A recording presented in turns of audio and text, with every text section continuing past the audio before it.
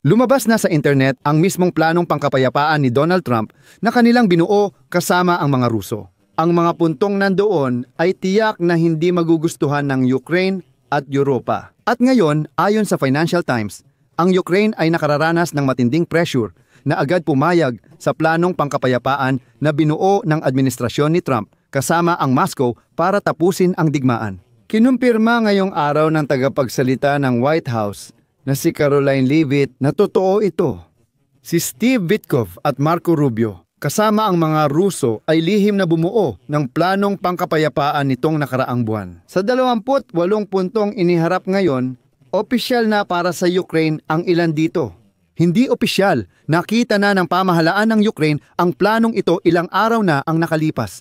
At malinaw na hindi nila kayang tanggapin ang lahat ng 28 punto. Pero, ngunit iniulat na iginigiit ng White House na tanggapin ni Zelensky ang planong pangkapayapaan na ito bago ang Nobyembre 27, ibig sabihin, bago ang susunod na Huwebes. Para bago matapos ang buwan, inanunsyo na ni Trump na di umano'y nagkasundo na ang Ukraine at Russia ng kapayapaan base sa mismong planong pangkapayapaan na ito. Tara, himayin natin ang planong pangkapayapaan, suriin bawat punto at alamin ang pananaw ng iba't ibang panig.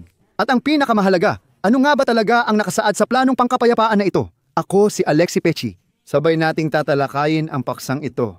Pero bago magsimula, mag-subscribe, i-like ang channel at magkomento. Mag-subscribe din kayo sa Telegram channel kong Pechi News. Nasa video description ang link. Ayon sa Financial Times, unang nag-ulat ngayon na si Zelensky at ang opisina ng Pangulo ay pinipilit ng Washington na agad tanggapin ng Ukraine ang peace plan ni Donald Trump na kasama ang mga Ruso.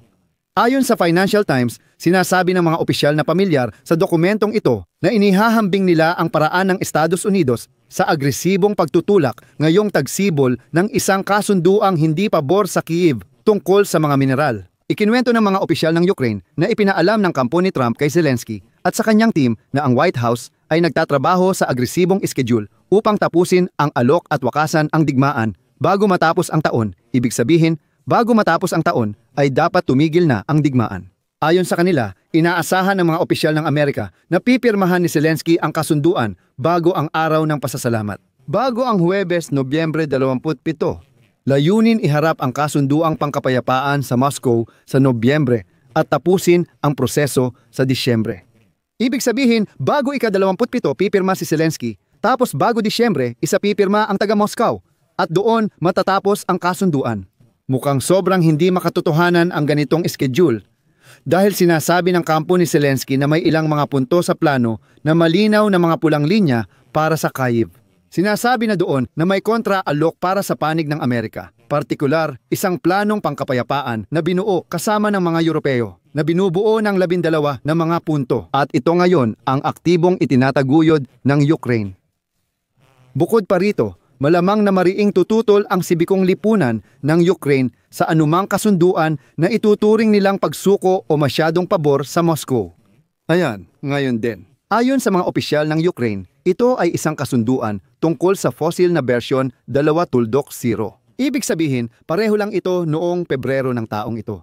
At si Zelensky, alam mo, ay napaka-agresibong kinumbinsi na pumayag sa kasunduan, ngunit hindi pumayag ang Ukraine. Pagkatapos, ilang beses pa itong binago. At tumagal ito ng ilang linggo bago nila pinirmahan. Sa kabutihang palad, hindi agad pinirmahan ni Zelensky dahil sa di kanais-nais na kondisyon. Ayan. At saka sa White House. Inanunsyo ni Caroline Leavitt ng White House na tahimik na nagtrabaho sina Steve Witkoff at Marco Rubio sa plano nitong nakaraang buwan. Sinusuportahan ng Pangulo ang planong ito ayon sa kanya. Magandang plano ito para sa Russia at Ukraine. Naniniwala kaming dapat itong tanggapin ng dalawang panig at masigasig kaming nagtatrabaho para dito. Sa totoo lang, nag-react din ang European Union. Si Kaja Kallas, kinatawan ng European Union sa panlabas na usapin, ay nagsabing, wala kaming narinig na konsesyon mula Russia. Sige, dumako na tayo sa mismong planong pangkapayapaan ni Donald Trump. Lumabas na ang lahat ng mga dokumentong ito. Una, dadaanan natin ito ng buod. Maikli lang. Tapos titigil tayo sa bawat isa sa mga puntong ito. Ibinunyag ni Alexei Honcharenko, mambabatas ng Ukraine, ang peace plan ni United States President Donald Trump. Ang dokumento ay naglalaman ng sumusunod na pangunahing probisyon. Tulad ng sinabi natin, may ilang bahagi ito. Ang unang bahagi ay tungkol sa mga isyong teritorial. Ang Crimea, Luhansk at Donetsk ay kinikilala bilang de facto na mga teritoryo ng Russia. Ang mga rehiyon ng Kherson at Zaporizhia ay ilalagay sa status quo based sa linya ng pagkakahiwalay. At ang Ukraine ay magwi-withdraw ng mga tropa mula sa bahagi ng Donetsk region. Magkakaroon ng demilitarized buffer zone gaya ng napag-usapan natin dati. Partikular, yung 15% ng mga teritoryo na kontrolado ng Ukraine, magiging demilitarized zone ang mga ito. Ang susunod na bahagi, kaligtasan at internasyonal na katayuan. Ayon sa konstitusyon ng Ukraine, tumatanggi silang sumali sa NATO at nakasaad sa batas ng NATO na hindi nila tatanggapin ang Ukraine bilang miyembro. Ang bilang ng sandatahang lakas ng Ukraine ay nililimitahan. Itinatakda sa 600,000 tao, 600,000 at hindi lalampas doon. Bawal maglagay ng tropa ng NATO sa Ukraine. Susunod, aspekto ng ekonomiya. Unti-unting bumabalik ang Russia sa pandaigdigang ekonomiya habang inaalis ang mga parusa. Itinatatag ang isang pondo para sa muling pagbangon gamit ang $100 bilyong mula sa mga na-freeze na ari-arian ng Russia. Namumuhunan ang Estados Unidos at Europa sa muling pagbangon ng infrastruktura at ekonomiya ng Ukraine. Ang susunod na bahagi, mga garantiya at kontrol, ay naglalaan ng seguridad para sa Ukraine. Bubuo rin ng Amerikanong-Rusong grupo para subaybayan ang kasunduan. Formal na itinatakda ng Rusya ang pulisiya ng hindi pag-atake sa Europa at Ukraine. Kailan tayo nagsimulang maniwala sa mga Ruso? Pinalawig ang bisa ng kasunduan sa hindi pagpapalaganap ng sandatang nuklear ng Estados Unidos at Rusya. Ang susunod na paksa ay makataong usapin. Isinasagawa ang ganap na pagpapalitan ng mga bilanggo ng digmaan at pagbabalik ng mga sibilyang bihag. Magsasagawa ang Ukraine ng halalan 100 araw matapos pirmahan ang kasunduan at may buong amnestiya para sa lahat ng kalahok sa tunggalian. At hinihiling ni Trump na lagdaan ni Zelensky ang planong ito ngayon din. Ngayon, tatalakayin natin ng mas detalyado ang planong ito na nahati na natin sa mga bahagi. At pagkatapos, ipapakita ko sa inyo mismo ang mga screenshot ng mismong dokumentong iyon. At ang unang bahagi, nakasaad na makukumpirma ang soberanya ng Ukraine. Ngunit kakaiba ito dahil kasunod nito ang paglilimita sa hukbong sandatahan ng Ukraine na labag din sa soberanya. Dapat basahin ng gumawa ng planong ito ang ibig sabihin ng soberanya.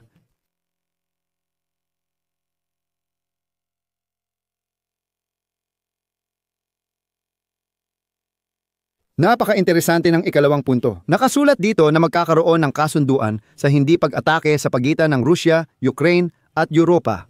Lahat ng mga hindi pagkakaunawaan sa nakaraang 30 taon ay ituturing na nalutas na. Anong mga hindi pagkakaunawaan?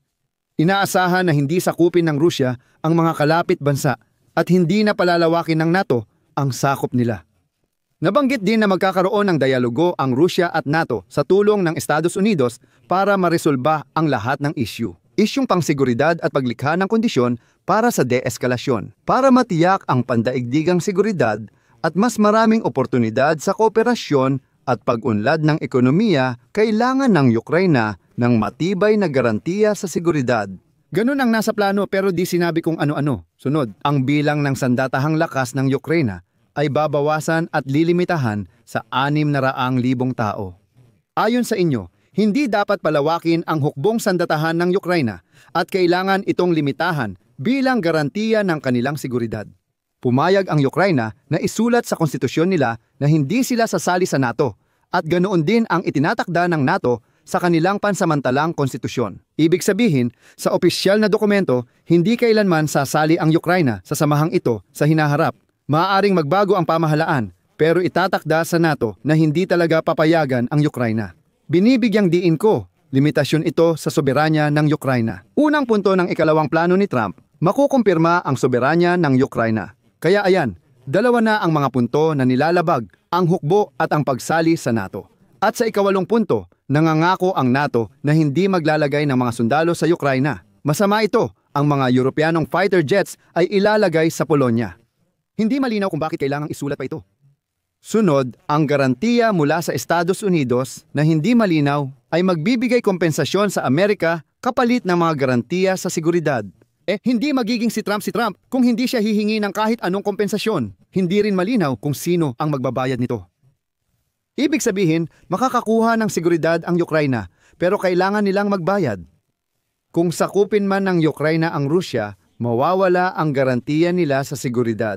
Pero wala naman silang balak gawin iyon, kaya para saan pa? Ang tanong ay kung kikilalanin ng Estados Unidos na bahagi ng Rusya ang mga sinakop na teritoryo ng Ukraina.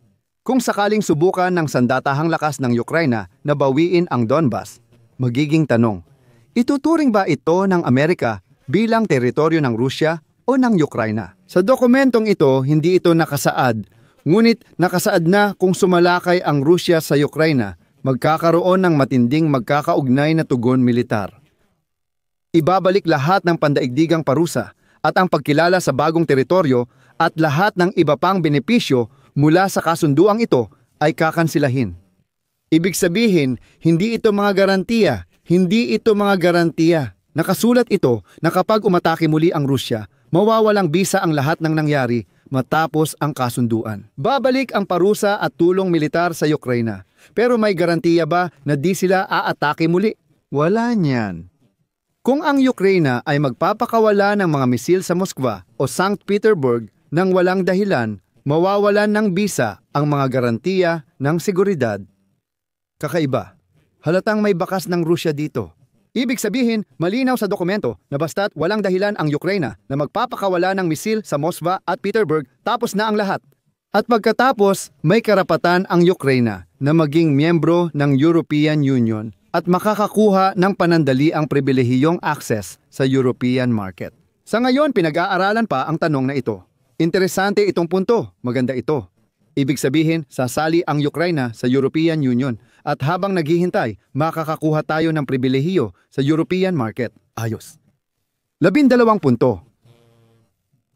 Malakas, makapangyarihang pandaigdigang pakete ng mga hakbang. Malakas na pandaigdigang pakete ng mga aksyon para sa muling pagbangon ng Ukraine na kinabibilangan, ngunit hindi limitado sa paglikha ng pondo para sa pag-unlad ng Ukraine para sa pamumuhunan sa ibig sabihin sa teknolohiya, data center at artificial intelligence astig. Ibig sabihin, nakasaad na sa prinsipyo, ang Ukraine ay nagiging nangungunang hub para sa artificial na intelihensya at mga makabagong teknolohiya. Makikipagtulungan ang Estados Unidos sa Ukraine sa pagpapanumbalik, pag-unlad, modernisasyon at operasyon ng gas infrastructure ng Ukraine, kabilang ang mga pipeline at imbakan. Pinagsamang pagsisikap para sa pagpapanumbalik, rekonstruksyon at modernisasyon ng mga lungsod at tirahan na naapektuhan ng digmaan. Sunod ay pag-unlad ng infrastruktura at pagkuha ng mga mineral at likas na yaman. Maghahanda ang pandaigdigang bangko ng isang espesyal na pakete ng pondo para mapabilis ang mga layuning ito. Muling isasama ang Rusya sa pandaigdigang ekonomiya. Sa totoo lang, hindi ito super. Dahan-dahang tatalakayin at ipatutupad ang pagtanggal ng mga parusa ayon sa bawat kaso. Masama ito dahil ito ay mga benepisyo mula kay Donald Trump para sa Rusya. Para pumayag silang makipagkasundo, sinasabi rin na, oo, aalisin unti-unti ang mga parusa. Pipirma ang Estados Unidos ng Amerika ng pangmatagalang kasunduang pang-ekonomiya para magkaisa sa pag-unlad ng enerhiya, likas na yaman, infrastruktura, artipisyal na intelihensya at data processing center. Mga proyekto para sa pagmimina ng mga bihirang metal. Iyong mga bihirang rare earth metals sa Arctic at iba pa.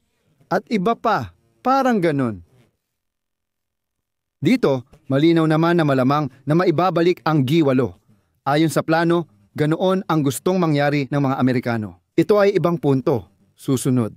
Nakasulat dito na ang mga na-freeze na pera ng mga Ruso ay gagamitin sa ganitong paraan. $100 bilyong ng na-freeze na pera ng mga Ruso ay i-invest sa. Ibig sabihin, mga pondo na kung saan mangunguna ang Estados Unidos ng Amerika. Makakakuha ng 50% ng kita mula sa negosyo ang Estados Unidos.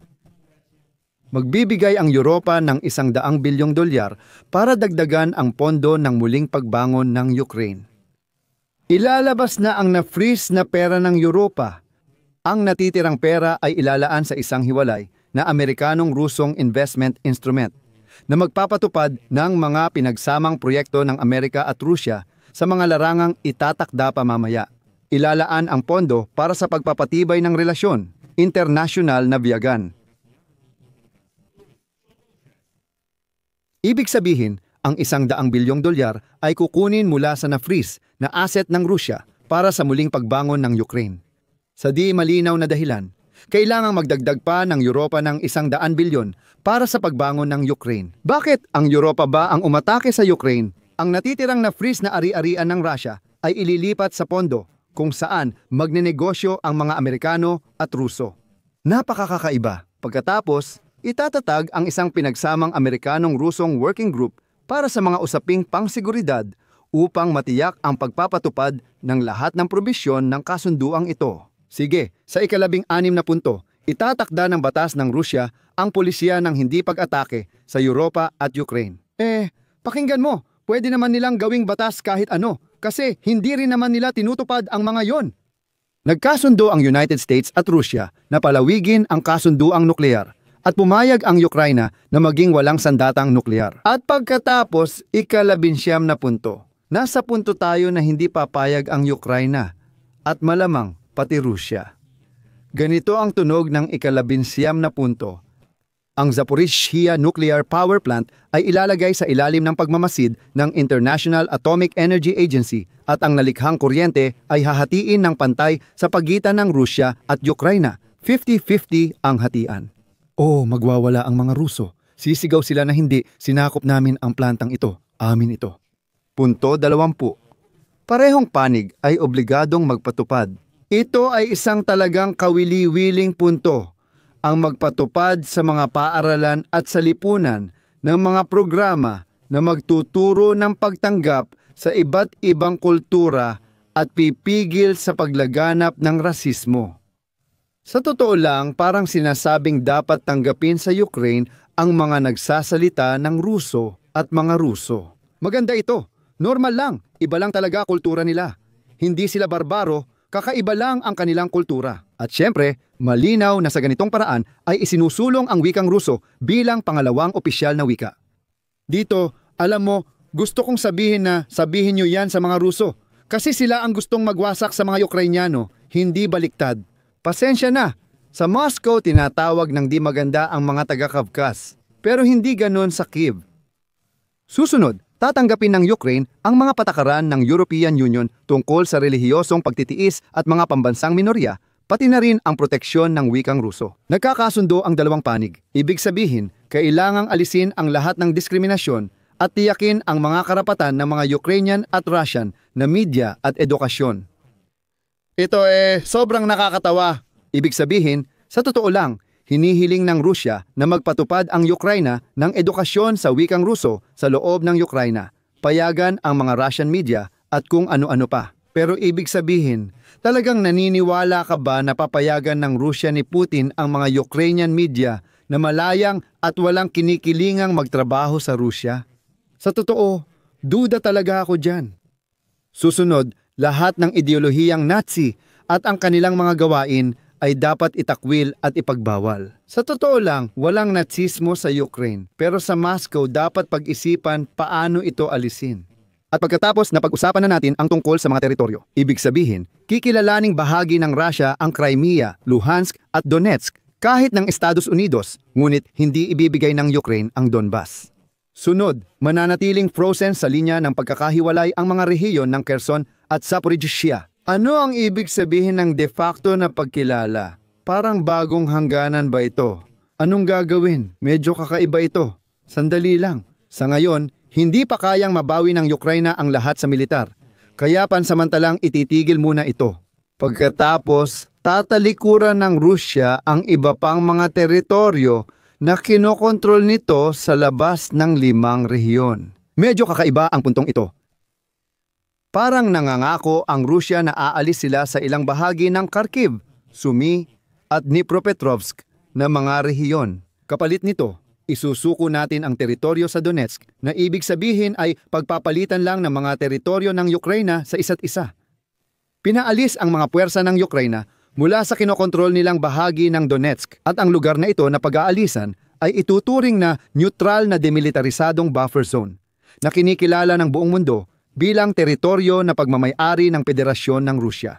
Hindi aalis ang mga puwersa ng Rusya mula sa buong Donbas at hindi rin sila papasok sa demilitarisadong zona na ito. Pagkatapos, matukoy ang mga magiging kasunduang teritorial sa hinaharap, parehong ang Rusya at ang Ukraina ay mangangakong hindi babaguhin ang mga kasunduang ito sa pamamagitan ng dahas. Anumang mga garantiya ng seguridad ay hindi ipapatupad kung lalabagin ang obligasyong ito. Uulitin ko, wala pang garantiya ang Ukraina at hindi pa rin tiyak kung sino ang magbibigay nito. At saka, yung punto 23 ng Rusya ay nakakatawa talaga. Hindi raw nila hahadlangan ang Ukraina na gamitin ang ilog Dnipro para sa komersyal na gawain. At magkakaroon daw ng kasunduan tungkol sa malayang pagdadala ng butil sa Dagat Itim. Yan ang tinatawag na konsesyon mula sa Rusya. Kalokohan yan. Ika-24 na punto, magtatatag ng Humanitarian Committee para lutasin ang mga bukas na issue. Ibig sabihin, palitan ang lahat ng tao sa lahat. Lahat ng sibilyan at bihag ay ibabalik, kasama ang mga bata. Magkakaroon ng programa para sa muling pagsasama-sama ng mga pamilya. Hindi malinaw ang susunod pero may nakasaad na gagawin din ang mga hakbang para mapagaan ang pagdurusa ng mga biktima ng labanan. Hindi malinaw kung ano ito o anong uri ng pagaan ng pagdurusa ng mga biktima ng labanan. Hindi rin tiyak ang ibig sabihin nito. Ika-5 punto, magkakaroon ng halalan sa Ukraina. 100 araw matapos mapirmahan ang kasunduan. Lahat ng panig na sangkot sa labanan na ito ay makakatanggap ng ganap na amnestiya para sa mga ginawa nila noong panahon ng digmaan. At papayag silang huwag maghabla o lutasin ang mga isyung ito sa korte sa hinaharap. Ibig sabihin, ito ay amnestiya sa lahat ng krimen ng mga sundalong Ruso. Inuulit ko, kailangang maparusahan ang mga kriminal ng digmaan. At sinasabi sa atin ng Washington, oo, pakinggan ninyo, patawarin ninyo ang Bucha, patawarin ninyo ang Mariupol, patawarin ninyo ang Izium, patawarin ninyo ang lahat ng mga krimen ng digmaan na ito, lahat ng pang-aabuso ng mga sundalong Ruso sa mga sibilyang Ukrainian, patawarin ninyo ang mga paglabag sa mga paraan ng pakikidigma, ang mga pag-atake sa sibilyang infrastruktura, sa mga ospital, sa mga bahay, sa mga maternity hospital at iba pa. Patawarin ninyo lahat ito at magtampo kayo na hindi ninyo kailanman susubukang parusahan ang mga Ruso para sa lahat ng mga krimeng ito. Punto 27. Ang kasunduang ito ay magiging legal na obligasyon at ang pagpapatupad ay babantayan ng Konseho ng Kapayapaan sa pamumuno ni Donald Jr. Trump. Para sa mga paglabag, ipapataw ang mga parusa.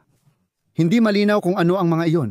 At punto 28, matapos pumayag ang lahat sa memorandum, ang tigil putukan ay agad na ipapatupad pagkatapos umatras ang dalawang panig sa ilang mga linya na orihinal na ilalagay sa kasunduan. Hindi talaga maaaring tanggapin ng Ukraina ang memorandum na ito sa kasalukuyang anyo. Sobrang daming konsesyon para sa mga Ruso. Sa totoo lang, ito na ang pinakamapanghamak at kakilakilabot. Ito yung parang sinasabi na dapat pumikit na lang ang buong mundo sa lahat ng krimen ng mga Ruso at patuloy na makipagnegosyo sa kanila, gumawa ng mga kasunduan, alisin ang mga parusa at ibalik ang mga Ruso sa pandaigdigang komunidad at magkunwari na lang na parang walang nangyari. Walang krimen, pag-atake o pagkasira sa digmaan. Dagdag pa riyan, sabi ni Trump, pantay.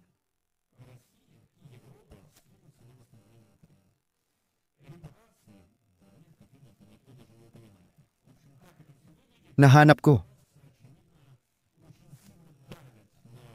Madalas profile ang litrato ni Bistratsky.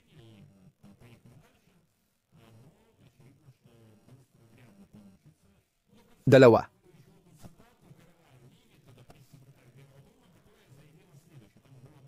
Sa Telegram channel na Pechi News, mababasa mo ito. Kukuha ako ng bahagi na nagpapakita na nais ng mga Amerikano na agad tanggapin ng Kyiv ang planong pangkapayapaan. Pero malamang na mas tatagal pa rin ang mga negosasyon. Si P, ang espesyal na sugo na si Vitkov Marco Rubio ay tahimik nang nagtatrabaho sa plano ng halos 1 buwan na. Nakikipagtulungan sila sa magkabilang panig sa Russia at Ukraine. upang maunawaan kung anong mga obligasyon ang handang gawin ng mga bansang ito para makamit ang pangmatagalang kapayapaan. Ganito umano nagsisimula ang usapang pangkapayapaan ayon kay Caroline Leavitt. Sa kabuuan, sa Europa ngayon ay hindi pa talaga nila alam kung paano tutugon. Ngunit sinasabi ng lahat na kakaiba ang pagtalakay sa seguridad ng Europa nang wala mismo ang Europa. At syempre, nananawagan sila na huwag pilitin ang Ukraine na sumuko.